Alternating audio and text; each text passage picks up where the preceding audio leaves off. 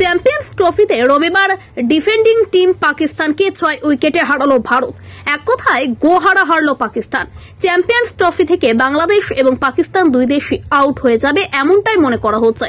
বিরাট কোহলি এই পাকিস্তান ম্যাচে ফর্মে ফিরল, সঙ্গে 51তম শতরান পূরণ করল বিরাট একমাত্র ভারতীয় ক্রিকেটার যে বিশ্বকাপ, এশিয়ান কাপ ও চ্যাম্পিয়ন্স ট্রফিতে পাকিস্তানের বিরুদ্ধে শতরান করল।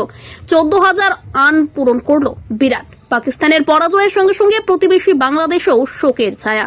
দুবাইয়ে পাকিস্তান টিমের পরাজয়ের সঙ্গে সঙ্গে সে দেশের প্রধানমন্ত্রী শেহবাজ শরীফের মুখ পুড়ল। তিনি বলেছিলেন পাকিস্তান ভারতের কাছে হারলে তিনি নাম পাল্টে ফেলবেন এবং কুম্ভ মেলার ভাইরাল আইআইটি বাবা অভয় সিংয়েরও মুখ। তিনি বলেছিলেন ভারত পাকিস্তানের সঙ্গে হারবে এবং এটাই ওনার ভবিষ্যৎবাণী। কি বলেছিলেন আইআইটি বাবা, শুনুন। इस बार मैं पहले से बोल रहा हूँ, हाँ। इस बार इंडिया नहीं जीतेगी। चाहे तुम अब उनको विराट कोहली को सबको बोल दो कि अपने जेडीसी का जोर लगा के जीत के दिखा दो, तुम अब जाओ। मैंने मना कर दिया नहीं जीतेगी तो नहीं जीतेगी। अच्छा। अब भगवान बड़े हो गए, तुम बड़े हो, अब देखा जाएगा। ऐसे देखते हैं।